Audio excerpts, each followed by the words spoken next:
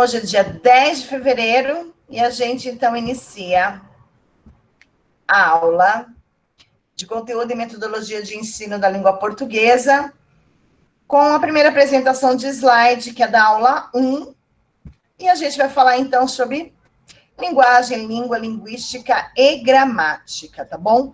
Lembrando que, por favor, me chamem, abram áudio, me perguntem qualquer dúvida que vocês tiverem, tá? Deixa eu fazer a apresentação aqui do slide e a gente, então, vai começar. Muitas das coisas a gente já tem uma noção, né? Mas a gente precisa rever, tá bom? Então, a gente chama de linguística documentária, porque a gente vai falar um pouquinho sobre a história da língua portuguesa, não tem como pular isso. A gente precisa definir o que é linguagem, a diferença de linguagem e língua, de linguística, que relação ela tem com a gramática, e que relação a linguística tem a ver com a língua. Então, a gente vai falar um pouquinho sobre isso, nós vamos falar bastante sobre isso. Nós vamos até 10 para as 9, se puderem me lembrar. E aí a gente volta 9h10, 9h15, por aí, para a gente poder fazer um intervalo. E depois a gente volta e a gente vai até umas 10h30, mais ou menos, tá bom? Mais ou menos, porque tudo depende do desenrolar aí da aula. Tudo bem, gente?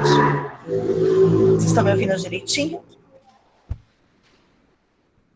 Tá bom. Sim, eu tô. Ó, maravilha. Então, partiu a aula. Bom, quando a gente fala de linguagem, a gente vai falar sobre uma forma de nos comunicarmos. Tá bom? Então, a linguagem é um meio de comunicação, né? Que ela pode ser através da linguagem verbal, que a gente pensa na palavra, na escrita, né? Quando a gente pensa na linguagem verbal, na palavra, na escrita, a gente pensa de que a palavra ela tem um poder muito, eu vou chamar de mágico, né? Enfim, porque ele é mágico mesmo. A hora que você abre a boca e verbaliza alguma coisa, você está escutando e você entende o que aquela pessoa está dizendo, e isso é algo meio mágico, assim, que acontece com a gente, né?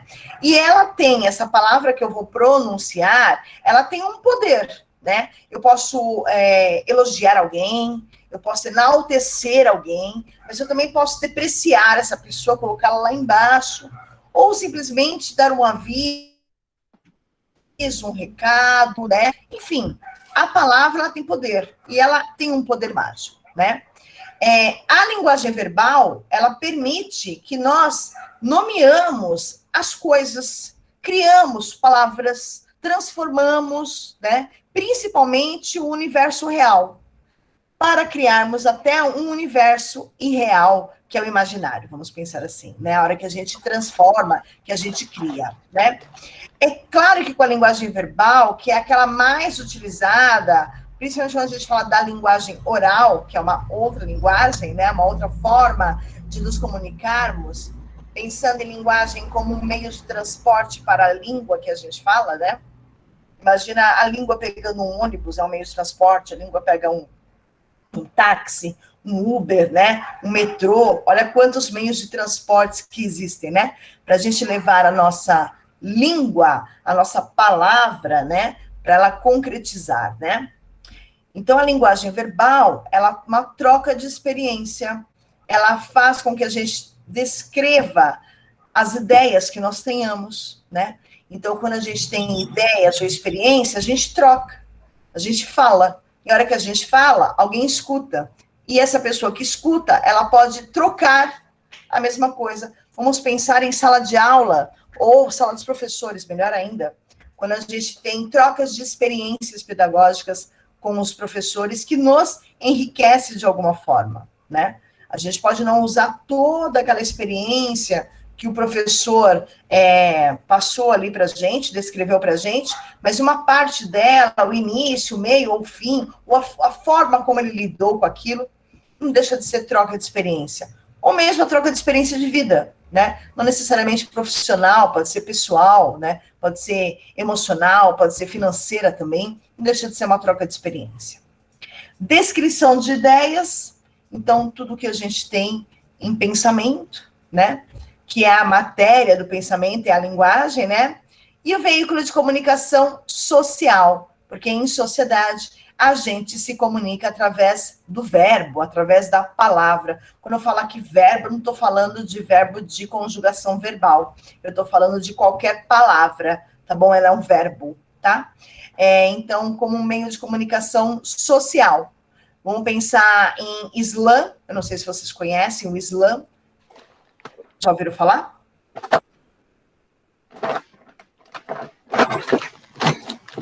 Alguém já ouviu falar em Islã? Eu não. Júlia? Eu não. Não? Então tá bom. Islã é uma batalha de poesias que existe e que tem uma na Guilhermina e tem, por exemplo, acredito que vocês estejam acompanhando ou ouviram, sei lá, né? Essa semana eu ouvi aí sobre um rapaz no programa do Big Brother, de que ele é o Islamer, né?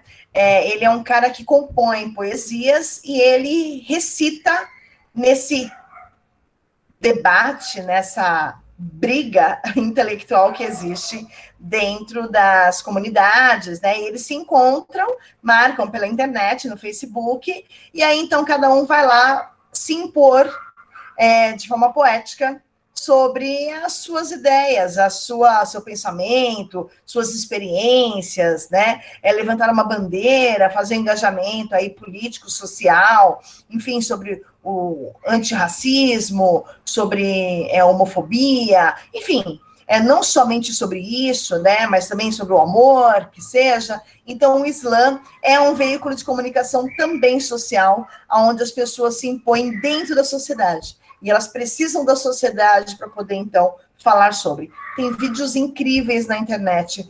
Procurem depois aí, Islã, batalha de poesia, batalha de engajamento, enfim, tem vários nomes que eles dão, mas é Islã. S-L-A-M. Islã, em inglês, tá bom? Fique à vontade de vocês procurarem, tem coisas bem interessantes. Bem interessantes para fazer até em sala de aula, tá bom? Vamos lá.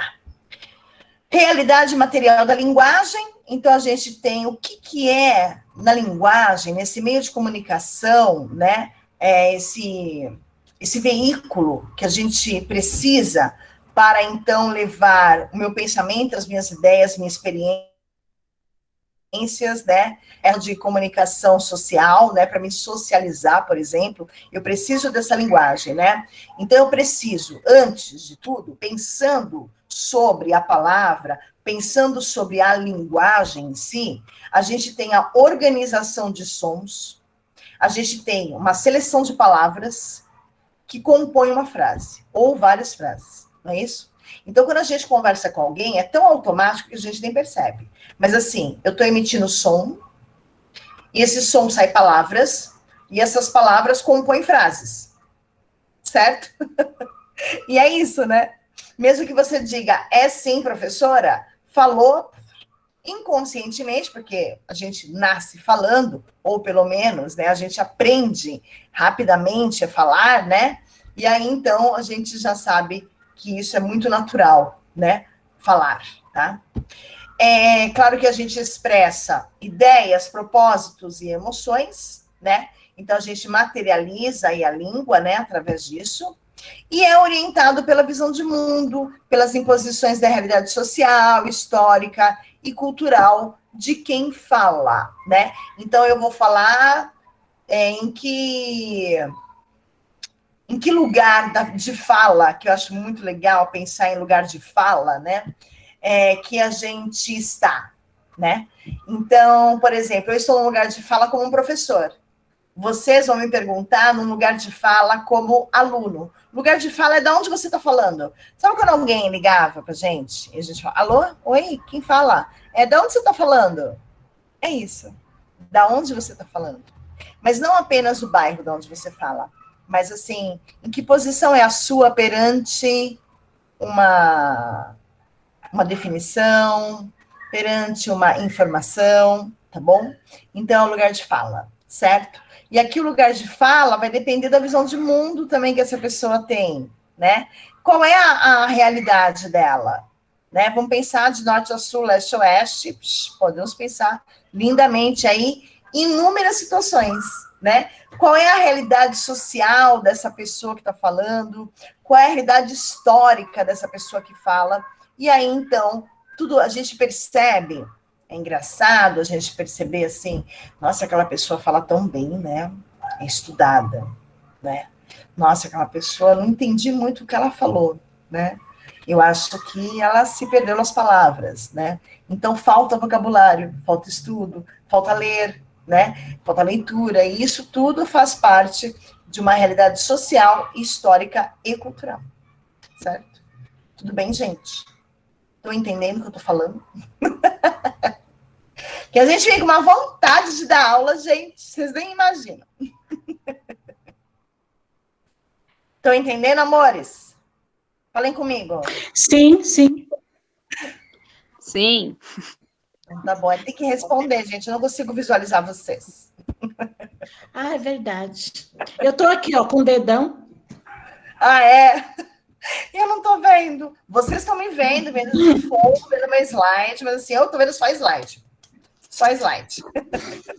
Bom, fenômeno linguístico que a gente fala, que é o nosso objeto de estudo, que é a linguagem e a língua. O que a gente vai estudar aqui? Um fenômeno. Fenômeno é algo que acontece, que transforma, certo? Fenômeno, gente. Fenômeno é aquilo que se transforma, né? Que se materializa ou que vai embora, enfim. É um fenômeno, algo que é transformado. Linguístico é relacionado à língua. Então, a gente vai ter aqui transformações da língua, que é o nosso objeto de estudo. O que a gente vai estudar? A linguagem e a língua, certo? Eu consigo me comunicar, por exemplo, dizendo assim, ó. Isso significa, em qualquer lugar, silêncio, certo? Eu disse alguma coisa? Eu não disse nada. Essa linguagem, ela é universal. Certo? Assim como placas de trânsito. Placas de trânsito também é universal. Ou proibido estacionar é diferente sei lá, nos Estados Unidos. Não, não é, a mesma coisa. Então, existem algumas formas de comunicação que são universais. Assim como eles queriam fazer a língua, uma única língua, como universal. Como fizeram. A língua inglesa, ela é universal. Vamos pensar, por exemplo, deixa eu ver. Vamos pensar que durante essa pandemia a gente viu, pelo jornal, enfim, várias vezes, vários lugares do mundo a gente viu. A gente nem precisou ir lá. A televisão nos mostrou a realidade triste, ou a gente olha de fundo, né? O fundo da tela, né? O que tem ali atrás daquela jornalista. Por exemplo, tem uma jornalista acho que não sei que jornal que ela aparece, ela está na Suíça, e, nossa, mas é muito bonito o fundo que ela está. E aí a gente consegue perceber quando é primavera, verão, outono e inverno. Que é muito diferente daqui, que a gente não consegue visualizar dessa forma, né? Porque o inverno na Suíça neva. Não é aquele friozinho besta que a gente tem aqui. Lá neva. Então, assim, é bem diferente, né? Então, quando a gente fala da linguagem, por exemplo, e aparece um lugar onde está nevando, a gente sabe que aquele lugar é frio. Ninguém precisou dizer nada, eu não ouvi inglês, eu não ouvi francês, eu não ouvi nenhuma outra língua. Quando a gente fala de linguagem universal, que era o que eu estava falando, de uma língua universal, né, de todos falarem a mesma língua, eu estou me referindo à língua inglesa, que quando a gente vai, independente do lugar, do país que a gente vai, as placas, elas também estão na língua inglesa. E isso a gente vê, por exemplo, nas Olimpíadas, né? Acho que alguém está me convidando, é isso? Deixa eu voltar aqui, amores, só um instantinho. Não, é o meu WhatsApp que tá ligado aqui, perdão. Deixa eu... Ok. Desculpa. Vanessa, diga. Então, um fenômeno linguístico é isso. Por exemplo, como você falou, deixa eu ver se eu entendi. A moça está lá na Suíça, aí automaticamente a gente olha e lá, está nevando tudo, a gente já entende que está frio. Isso é um fenômeno linguístico, é isso? Isso é uma linguagem.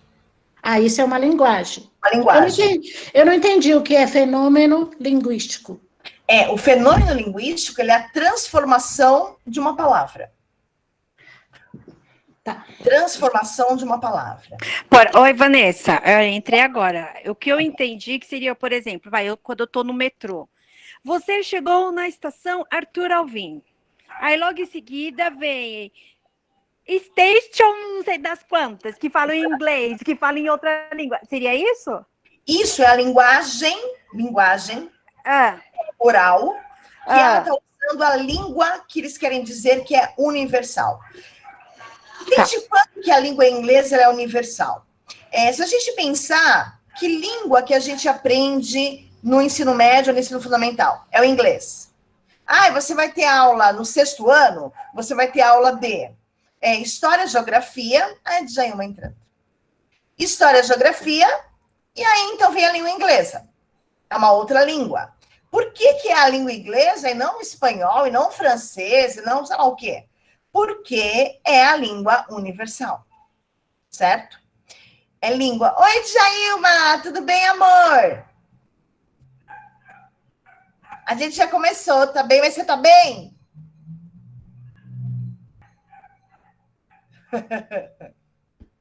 Você tá bem, meu amor? Oi, Pro, desculpa, dei uma hora, porque eu cheguei correndo, peguei muito trânsito e não consegui chegar no horário certo. Eu mudei de horário. Quer dizer, eu não, né? Mudaram o horário do meu estágio. Entendi, não tem importância. Não tem importância. Você está fazendo estágio, relaxa. Tá tudo bem, aproveita a aula aí, depois a gente conversa, tá bom? Então, eu estou falando sobre língua, linguagem, porque a aula de hoje, a aula que eu estou dando hoje, é sobre conteúdo e metodologia de ensino da língua portuguesa, tá bom? Então, esse nomão aí, que está escrito no chat, para vocês não esquecerem, e depois a gente faz um outro grupo de WhatsApp, senão vocês vão se confundir com os slides e vídeo que eu vou mandar para vocês, tá bom? Mas depois a gente faz. A Ana Maria faz isso para a gente tranquilamente. Tá, não, então deixa esse que já está pronto como língua portuguesa, que você já enviou já os arquivos lá. Depois aí amanhã eu faço didática de novo. Sem problemas. Tá? A aula de didática é sexta-feira, tá bom? Tá bom, isso mesmo, tá bom. Tudo bem. Então vamos lá. Então vamos voltar. Vanessa, pode desculpa. Falar, não, sem problemas. Fenômeno linguístico é uma transformação da língua. Da língua. É uma transformação da língua, é isso? Isso. Professora. Oi, pode falar, meu amor. No caso, esse fenômeno seria tipo, antigamente era voz mercê, hoje a gente já fala você. Aí, no caso, seria essa transformação? Perfeito. É isso? É isso também. Mas como, por exemplo, a gente pode ter algumas mudanças, não necessariamente a troca, ou, por exemplo, contacto, que era antes e agora é contato, ou farmácia com PH e agora é com F. Não necessariamente a troca ou substituição de uma letra, mas sim o significado da palavra. Vou dar um exemplo. Zica. O que era zica para vocês quando vocês eram adolescentes? Azar. E o que é hoje? Uma pessoa legal. Mudou o sentido, o significado da palavra. E a palavra é a mesma, né? Sim. É muito engraçado. Então, eu vou acrescentar aqui, é o significado. Como que eu posso acrescentar? A transformação de um significado também. A transformação de um significado. Isso. Nós vamos ver porque cada um deles tem, na verdade, um nome certo. Vocês não precisam decorar esse nome, mas é importante vocês saberem que existem essas transformações, esse fenômeno linguístico dentro de todas as línguas, né? Na verdade, não só a língua portuguesa. Só basta ela estar viva, né?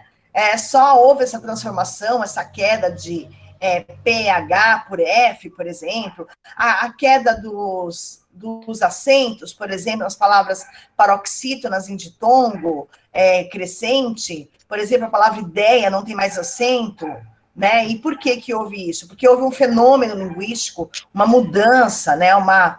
Não é uma modernização, tá bom, gente? Não tem como modernizar alguma coisa, né? A língua não tem como ser moderna, ela tem como ela ser atual, tá? Se eu usar, por exemplo, vós-me ser, vós-sum ser, que também veio dessa mesma época, né? Vós-sum ser, vós-me ser e você, eu percebo de que eu não estou atualizada, mas não modernizar, é muito diferente, né? Eu preciso me atualizar, me antenar, estar a par das mudanças que acontecem com a nossa língua. É importante, principalmente nós professores, nós educadores, nós pedagogos, nós vamos lidar com pessoas muito mais jovens do que a gente, né? Pelo menos uns 30 anos que seja, né? Uns 40 anos até, né? Então, a gente precisa estar antenado na linguagem e na língua, no fenômeno linguístico que eles utilizam, tá bom? Mas a gente vai falar sobre isso, calma. Ô, professora, só uma dúvida. No caso, em questão de prova, Enem, essas coisas de redação, se você escrever vós-me ser, é considerado errado? Total. Por ter havido esse fenômeno? Aí, no caso, Total. já mudou, aí tem que ser você mesmo, né? Exatamente. Tanto que você não vê mais escrito em nenhum lugar, né? Você se depara com vós-me ser, vós-sum ser, em livros antigos, século XIX, começo do século XX. Então, esse livro é bem antigo, ele não está nem atualizado. Esse livro é bem antigo. Esse livro é bem antigo. Não é a história que é antiga. Este livro. Porque os livros novos... Por exemplo, vou pegar um de Machado de Assis, tá bom? Deixa eu ver um antigo que eu tenho aqui. Machado, tá. Machado de Assis, Dom Casmurro, tá bom? Antigo, ele foi escrito em 1860. Nossa, antigo, mas essa edição, ela é atual, ela é contemporânea. Então, ela foi, editada em 2011. Então, eu não vou encontrar a palavra vós-me ser aqui, nem vós-sum ser. Eu vou encontrar a palavra você, tá bom? Agora, se eu tiver um livro de 1800, se eu tiver um livro de 1910, é bem provável que encontre, tá bom? Vós-me ser. O vós-sum ser veio antes, né? O vós-sum ser, a gente escuta muito em novelas de época que fala sobre a escravidão, ou as pessoas que foram escravizadas, né? Então, a gente encontra, sim, esses nomes mais antigos, tá bem? Tá bem? Então, vamos lá. Bom, aqui a gente vai falar um pouquinho, rapidamente, a história, né, da língua portuguesa, da linguagem. Que é importante vocês saberem divisões que aconteceram e por quem aconteceram. Quem fez essa divisão de gramática, produção de texto, redação, linguística, que mais? Essas divisões que existem dentro da língua portuguesa, análise sintática, por exemplo, né? Meu Deus, que medo disso. Né? Então, a gente vai ver aqui um pouquinho. Então, a gente encontra algumas anotações em pedras, obviamente, não era em papel, no século IV a.C. Então, foi encontrado algumas pedras onde havia um estudo sobre a língua daquela época, sobre a forma de comunicação e a comunicação naquela época. Vamos lembrar de que algumas situações, elas não tinham palavras, as pessoas não tinham palavras, era pelo e sobre desenhos, porque vinham as ideias na cabeça, mas não tinha a palavra para poder fazer uma relação, né? Que isso quem fez foram os gregos, né? Eles que definiram essa relação entre conceito e a palavra. Por exemplo, se eu falo para vocês carro, vem um carro na cabeça de vocês. Qualquer um. Pode ser um carro antigo, um carro novo, um carro vermelho, preto, cinza, enfim. Mas vem um carro na cabeça de vocês. Quem faz essa relação de conceito, que é o significado, né? E a palavra carro, né? Quem fez isso foram os gregos, tá? Eles que falaram, nossa, mas garrafa de água é isso. Certo? Água é isso, não vou jogar. Certo? Então, água, a palavra água é para esse objeto, né? Entenderam o que eu quis dizer? O conceito, o significado e a palavra. né? Toda vez que eu escrever a palavra carro, na minha cabeça já vem a imagem de um. Quando eu escrevo a palavra guarda-chuva, já vem um na minha cabeça. Ou veio um na minha cabeça para poder escrever o guarda-chuva. Depende do que você está fazendo, certo? Então, essa relação que a gente tem de conceito, o que é, e a palavra, quem nos ajudou a fazer essa relação, construir essa relação, foram os gregos, tá bom? Os latinos, na verdade, a nossa língua é latina, que fala o latim. Latino, a gente não está pensando em Cuba, em México, tá bom? A gente não está pensando nisso. A gente está pensando, a gente falar de latinos.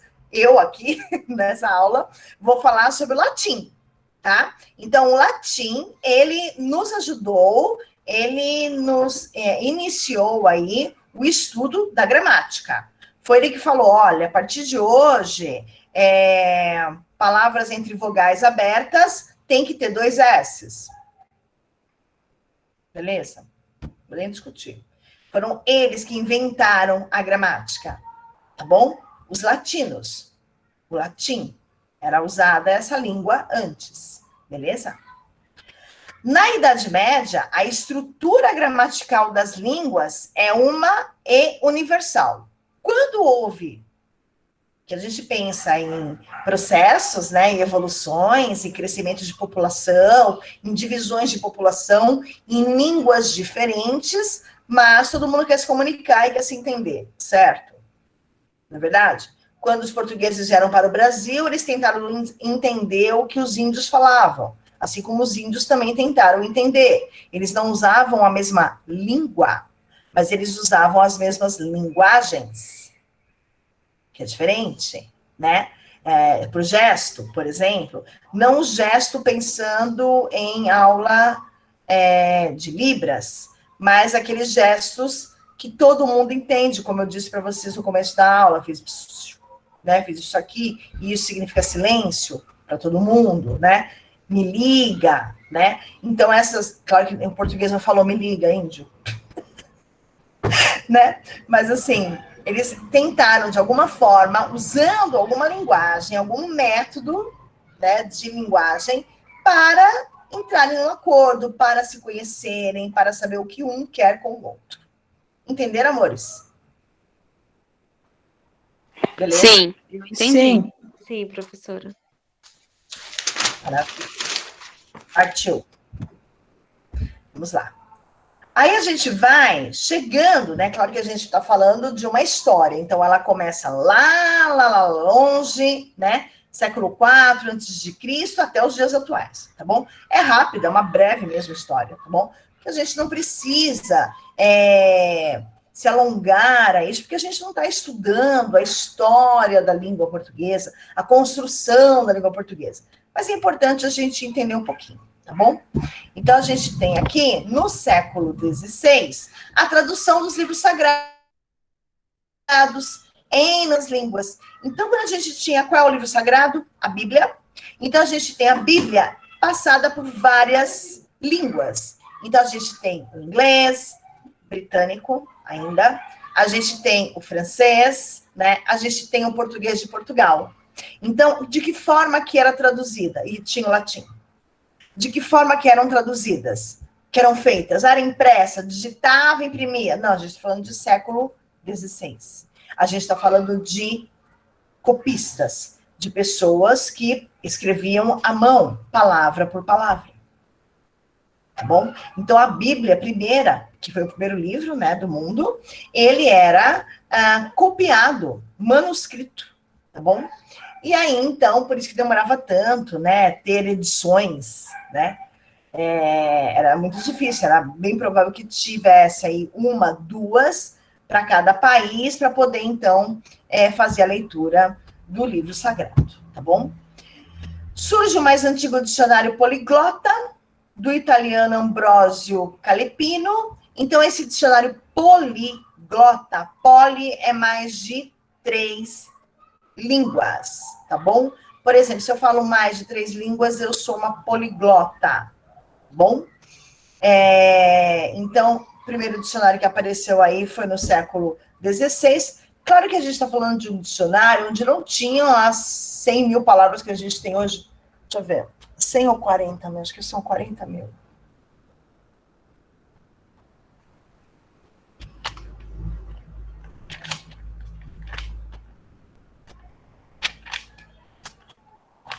Antes tinha aqui na capa, apresentava quantos verbetes, né?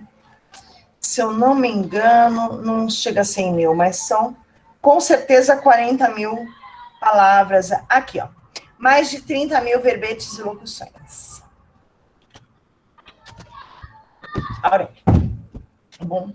Então, amores, a gente não está pensando no dicionário de 30 mil palavras, tá? A gente está pensando em algo bem menos que isso. No século XVII, no século XVIII, ainda a gente tem a gramática de Porto Real, do Lancelot e do Arnaud. São 3 caras aí, que na verdade, 3 caras é ótimo, 3 pensadores da língua e da linguística e da linguagem, né? E que traz aí para gente de que demonstra que a linguagem se fundamenta na razão. A linguagem se fundamenta na razão. E ela é a imagem do pensamento. E serve a toda e qualquer língua. Então, vamos lá. Eu tenho uma ideia. Essa ideia ela pode ser em inglês, em francês, em alemão, em japonês, em chinês, mandarim, sei lá, em espanhol. Ela pode ser também em português. Pode ser também em alguma língua dos índios, né? De alguma tribo indígena da Amazônia, por exemplo. Pode ser. A ideia, o pensamento é o mesmo.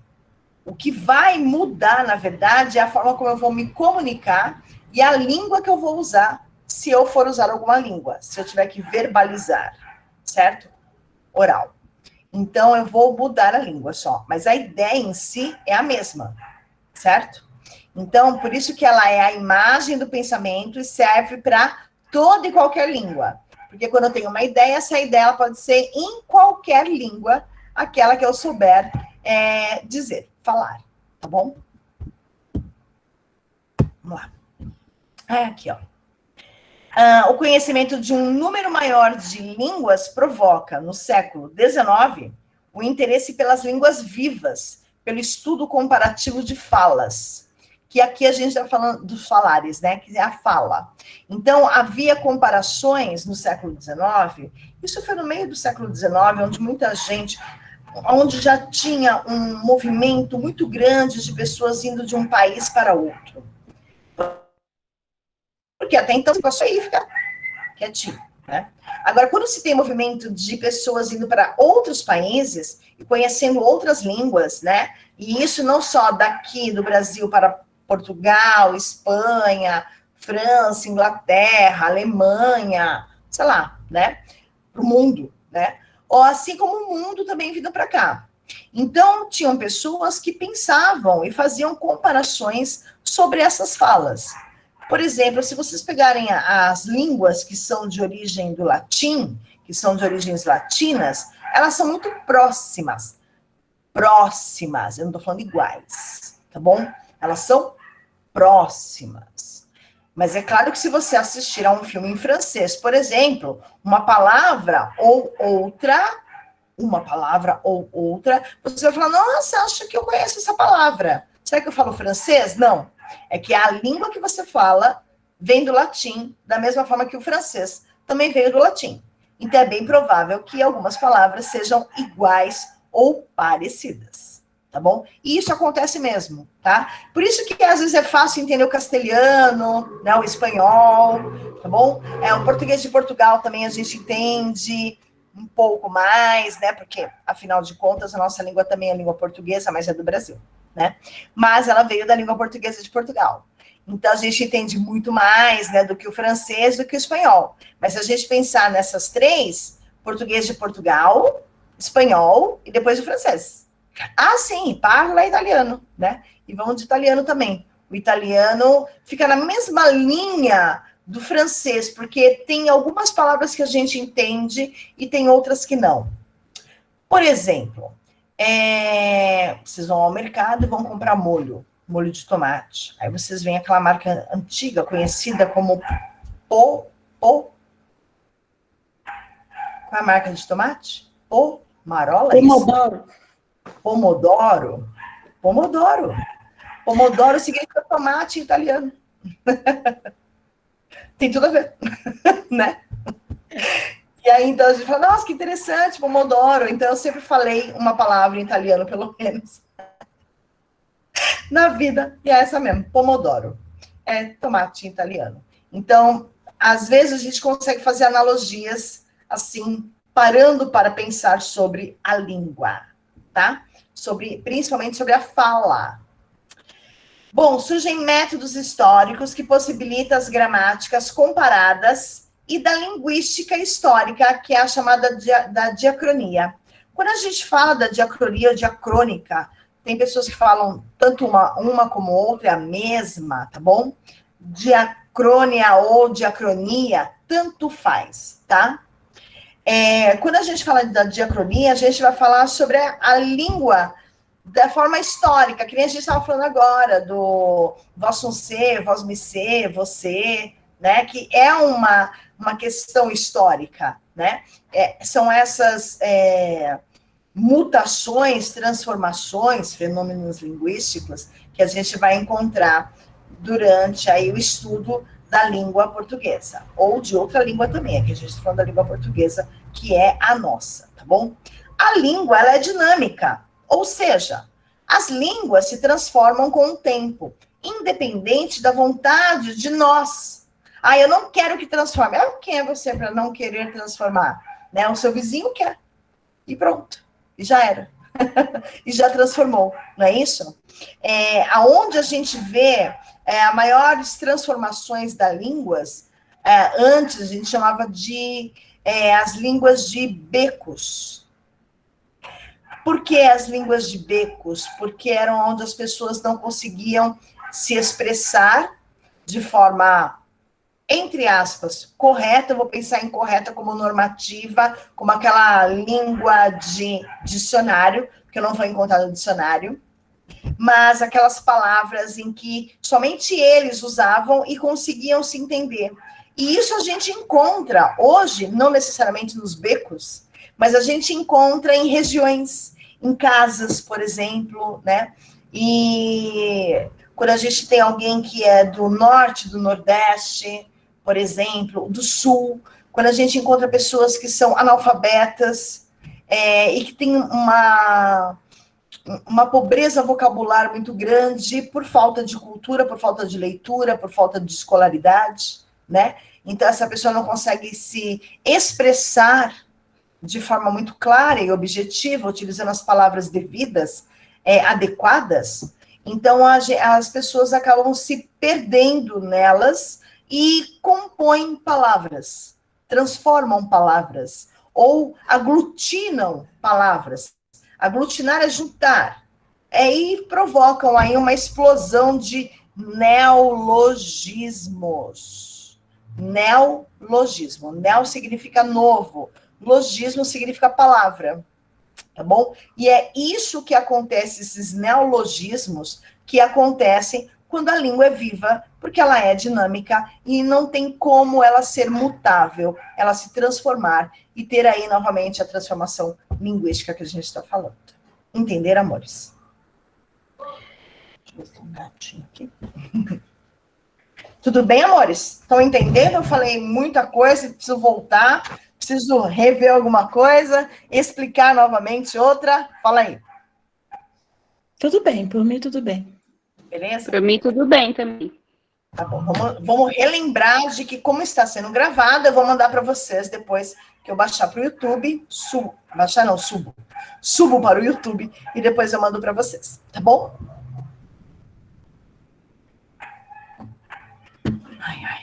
Bora lá. Uma outra pessoa bastante importante também aí, que é o Franz Bopp. Esses nomes vocês não precisam decorar, é só para saber quem é o cara, né? O Franz Bopp, ele, na verdade, ele publica a conjugação de verbo. Ele que é o cara que muita gente gostaria de matar. Então, vamos lá. O Franz Bopp, aí em 1816, olha quando foi, ele publica a obra sobre o sistema de conjugação do sânscrito, que é uma língua que veio disso, né? Que ela é comparada ao grego, comparada ao latim, ao persa, que também já era, ao germânico, que também já era, e ela é considerada o marco do surgimento da linguística histórica, tá bom? Então, o Franz Bopp, quando ele faz a conjugação de verbos em sânscrito, que é uma outra língua que a gente nunca aprendeu, também não tenho vontade de aprender. E assim, morreu, né? Ninguém fala, ninguém no mundo mais fala. Tinha um povinho lá, um bairro, e esse bairro todo mundo já morreu, e não passou adiante essa linguagem, essa língua, e assim, morreu, tá? Assim como o latim e o germânico. Assim, ó, já era, morreu, tá? Ninguém mais fala essas línguas. Tá bom? Só que o Franz Bopp, nessa época que todo mundo falava essas línguas, que era viva, né? Ele fez a conjugação, certo?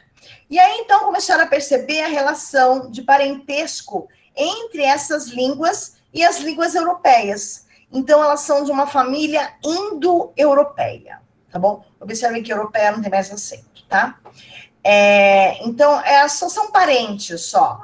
Tipo prima, distante, sabe? Mas isso é só para vocês saberem, eu não vou cobrar em prova, tá bom? Isso é só para vocês terem em mente de que, olha, o latim, por exemplo, então vamos pensar nas línguas europeias, o francês, que a gente estava falando, o italiano, o português, o espanhol e a língua portuguesa, certo? Então a gente tem essas línguas que vieram aí dessas outras, uma mistura. E aí, então, deu-se essas línguas que nós temos hoje, certo? Por isso que elas são parecidas. Mudanças ao longo do tempo na língua falada implica, claro, na diferenciação das línguas, né? Então, a gente tem o exemplo, o latim, que deu origem ao português, o espanhol, o italiano e o francês, que eu acabei de falar, tá? Então, essas são as mudanças que aconteceram. Por que é tão diferente, né, o português de Portugal e o português brasileiro, né? Porque, na verdade, a gente tem influência de outras tantas línguas aqui. O nosso Brasil, ele foi composto não só pelos portugueses, né? Mas quando eles chegaram aqui, já tinham os índios. Pronto. São 2 línguas. E depois vieram os espanhóis, 3 línguas. E aí depois vieram os holandeses, 4 línguas. E vieram depois os franceses, 5 línguas. E aí também vieram alguns gregos, 6 línguas. Opa! Vamos nos entender ou vai virar uma torre de Babel? Não é verdade? Então, houve a necessidade de que todos que esses chegaram aqui, eles não vieram só a passeio. Eles vieram para ficar. Então, eles precisavam de uma língua. Eles precisavam, não que eles sentaram e falaram, vamos falar que língua, gente? Não. As coisas foram se moldando à necessidade desses indivíduos que compunham aqui o nosso Brasil, certo? E aí, então, eis que se depararam com uma língua portuguesa, só que é uma língua específica aqui do Brasil. Não existe outro país que fale a nossa língua portuguesa do Brasil. Nós temos a língua portuguesa de Portugal. E aí, então, a gente tem outros 10 países, 11 países, que falam a língua portuguesa de Portugal. Se você vai à África, por exemplo, tem muitos países que falam francês e tem muitos países que falam a língua portuguesa de Portugal. Há muita diferença entre uma e outra?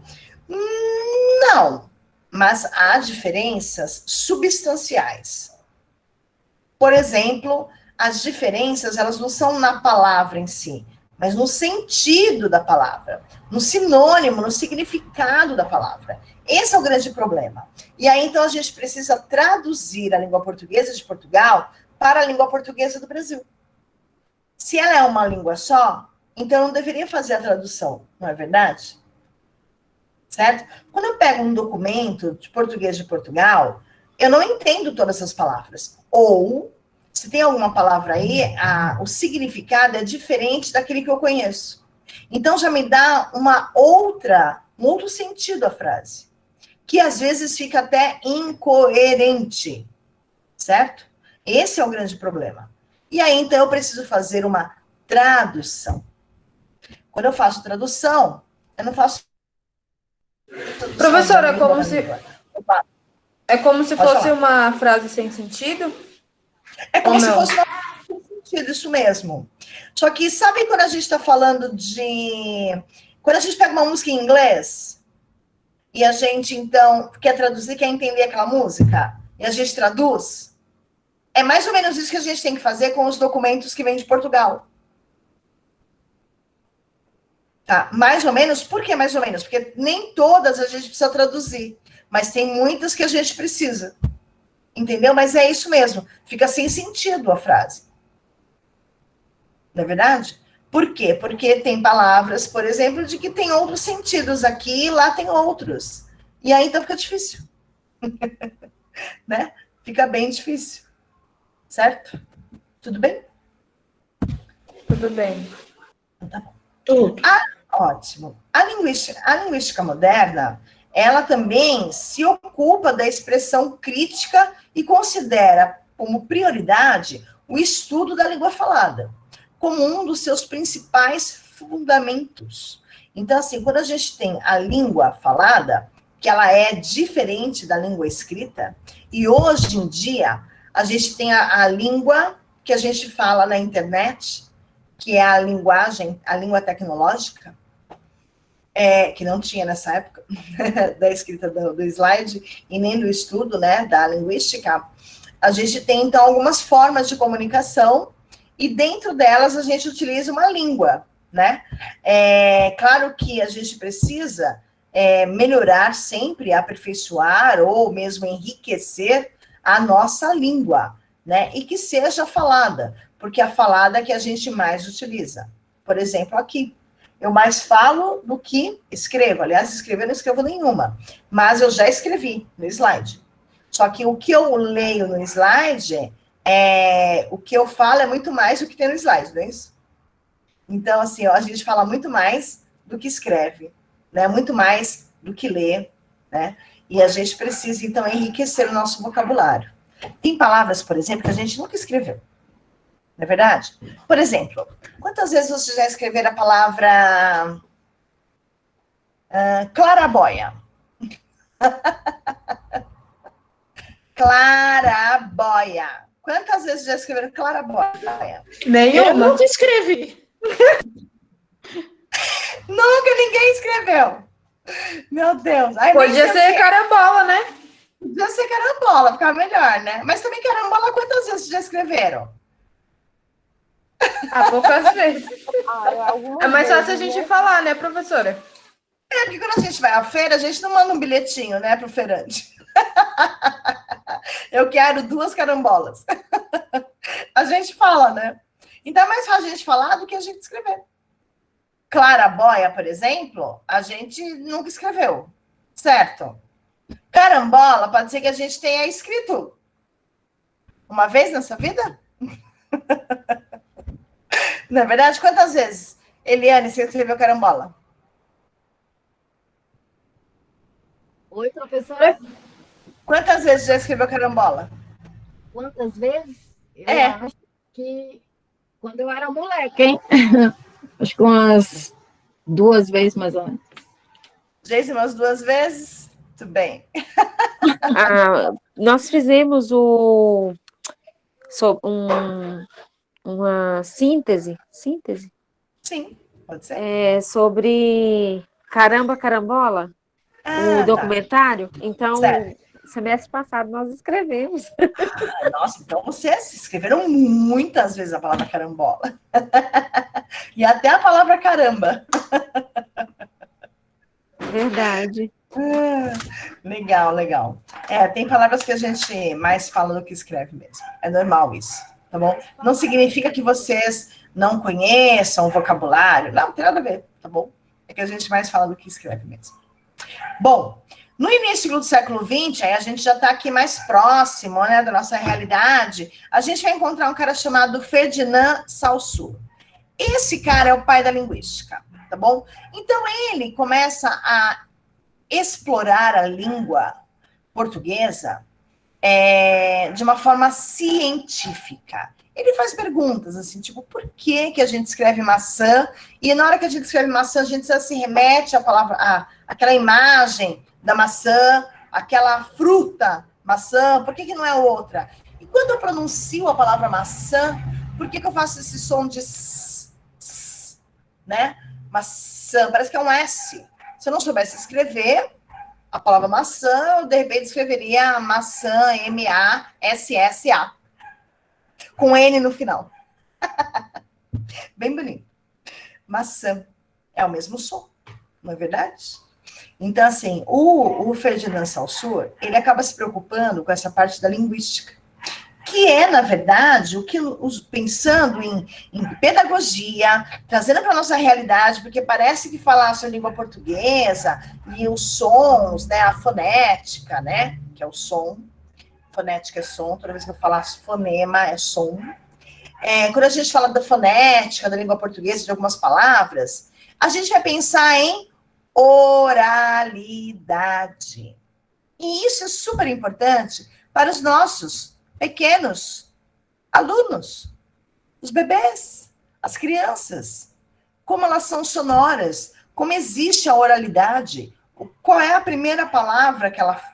Primeira palavra, já disse, né? O que ela faz primeiro? Ela escreve ou ela fala? Ela fala, né? Então, assim, primeiro vem a oralidade.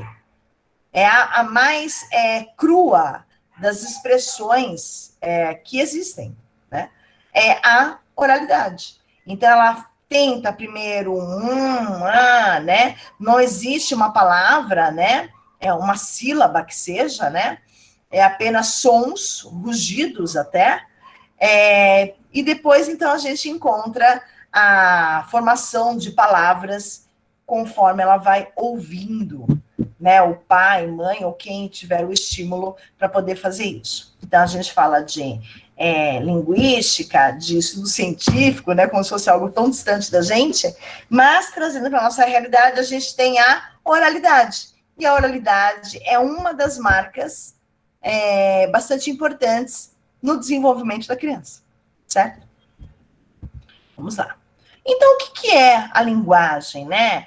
Então, vamos pensar e vamos ver aqui de que forma que a gente consegue, então, se comunicar, né? Então, linguagem é a manifestação de uma fala, ou até a concretização de uma fala, de uma ideia, de um pensamento, né? De uma experiência, né? Quando eu tenho essa ideia na minha cabeça e eu falo para alguém, eu estou concretizando, né? Então, eu concretizo ideia, eu concretizo experiência, certo? Eu concretizo pensamento, que é algo mais abstrato do que um pensamento e uma ideia, né? Então, é a concretização de algo abstrato, né? É a forma de comunicação entre os falantes de uma língua, e essa língua pode ser qualquer língua portuguesa, inglesa, espanhola, latim, enfim, né? A dança é uma forma de comunicação, né? Então, eu consigo dançar e expressar o que eu sinto. Vocês já assistiram o Cisne Negro? Eu já assisti, professor. Eu não, eu já ouvi falar. O Cisne Negro, você já assistiu, Raimundinha? É maravilhoso esse filme. Assistam. Cisne Negro. Incrível. Muito lindo. Não tem nada a ver com o cisne branco, tá bom? Apesar de ser cisne. Mas, assim, também não é clássico. Não tem música clássica, você vai ouvir o tempo todo. É a história de uma dançarina. Né? Natalie Portman. Oi? Natalie Portman. Isso mesmo. Portman. Isso Natalie mesmo. Portman. E ela é incrível. Incrível, incrível, a história é incrível, tudo é incrível, né, Raimundinha? Sim. Vai dar spoiler não, hein, Raimundo?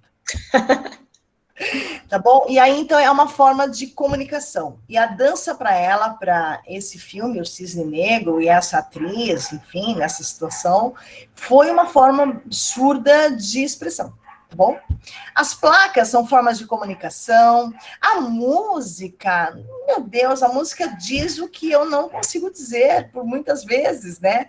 O inaudito, né? O que não conseguimos dizer, né? o inaudito, enfim. O teatro é uma forma de comunicação, né? Libras, imagina, Libras é uma língua, né? Então, ela é comunicação. E os gestos, que nem eu expliquei para vocês, dei os exemplos aí de silêncio, me liga, tá calor, enfim, né? Essas coisas do dia a dia e que podem ser universais, como a gente também falou, certo? A linguagem, a língua natural, e aí a gente tem, dentro da língua natural, essa linguagem. A língua natural, por que a língua é natural? Porque a gente aprende dela e a gente pronuncia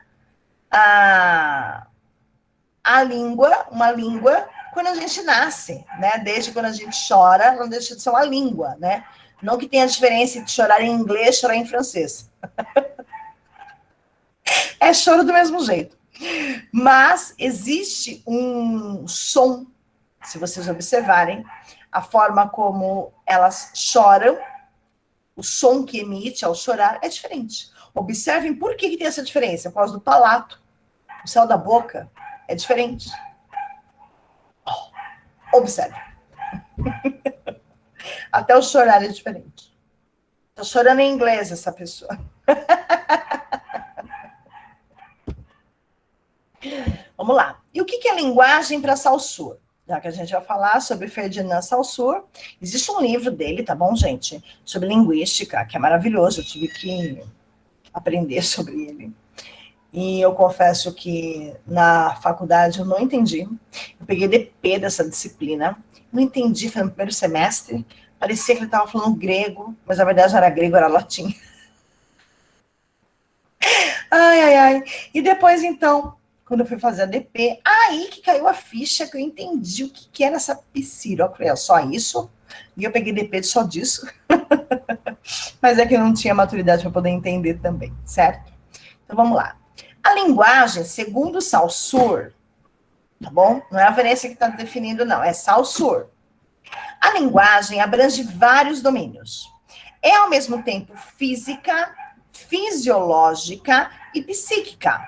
Pertence ao domínio individual e também ao social. Então, vamos lá. A linguagem é um meio de comunicação, certo? Então, ela é física? Sim, porque eu posso usar gestos como uma parte física.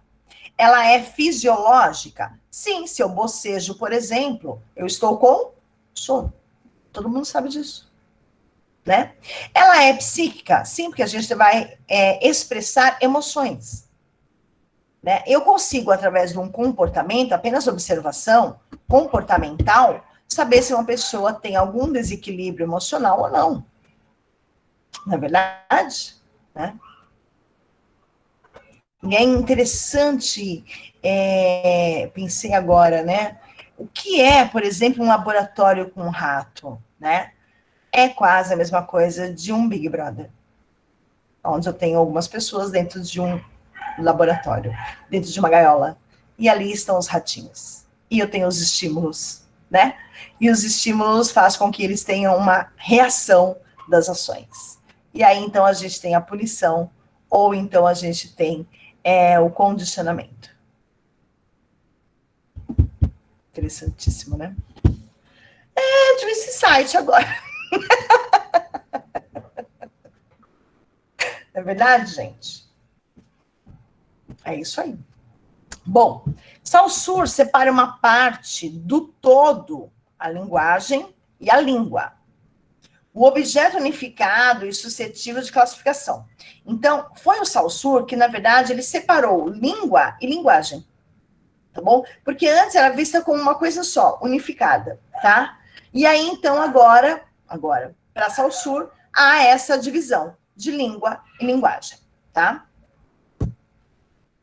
O que é linguagem ainda para Saussure?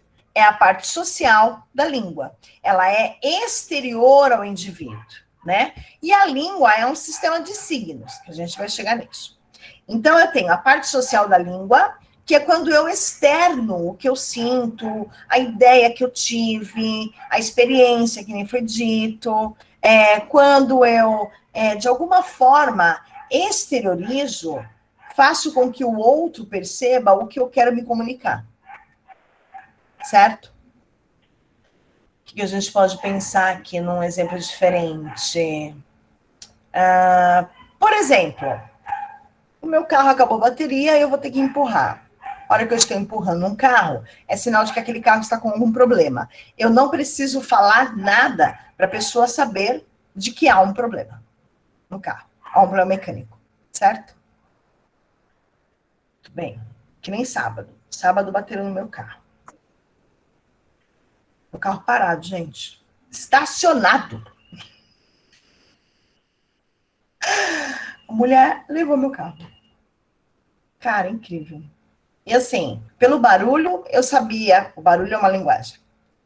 Eu sabia de que tinha tido uma batida. Como o meu carro era o único estacionado na rua, eu sabia que era o meu carro, né? Enfim, é uma linguagem, é uma forma de comunicação, tá bom? O barulho da batida é uma forma de comunicação. Eu entendi por aquele barulho que houve uma batida, certo? Os barulhos, os ruídos são comunicação, tá bom? E a língua certo? E a língua é um sistema de signo. Signo, vamos pensar que é um desenho. Signo é igual a desenho. Nosso alfabeto, ele é composto por desenhos. Os desenhos são signos, certo? Então, as palavras são vários signos. Tá bom? Compostas por vários signos, porque as palavras são compostas por várias letras. Se cada letra é um signo, então uma palavra é composta por vários signos. Beleza? Beleza. Não? Vamos lá. Não entendi muito esse daí, não, professora. Vou voltar. Eu sei que é chato. Não foi à toa que eu peguei DP. Vamos lá. Signo é um desenho, tá? Pensa num desenho. A letra, ela não é um desenho? Eu não desenho o A para fazer uma letra? Então, se eu desenho, eu faço um signo. Que signo que é? A letra A. Então, a gente pensa que cada letra é um signo. Cada letra é um signo. Se eu junto vários signos, eu tenho uma palavra. Signo na letra? Se eu junto várias letras, vários signos, eu tenho uma palavra. Traduzi algumas 4 linhas, meu semestre inteiro da faculdade.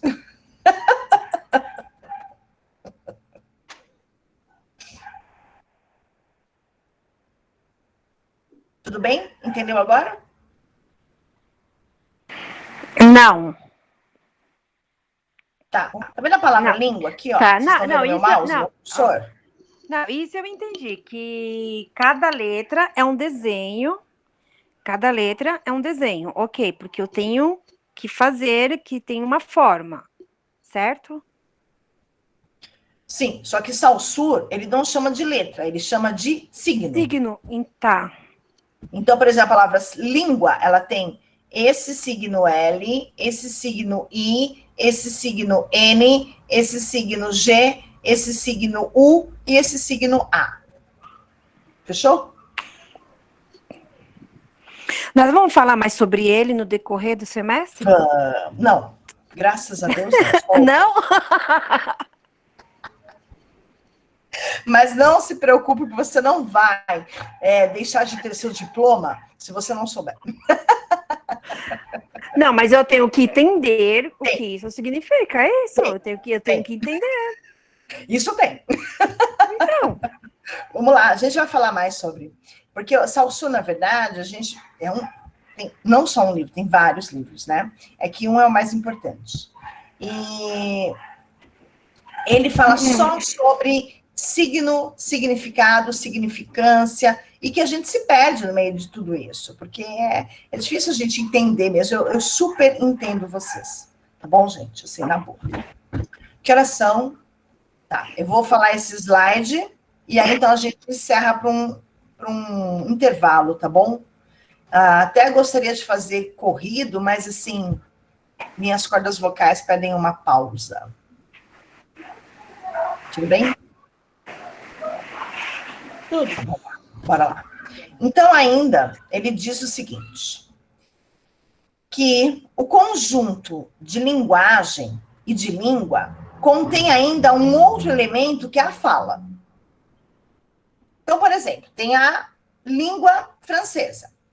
Deixa eu terminar de ler aqui o slide.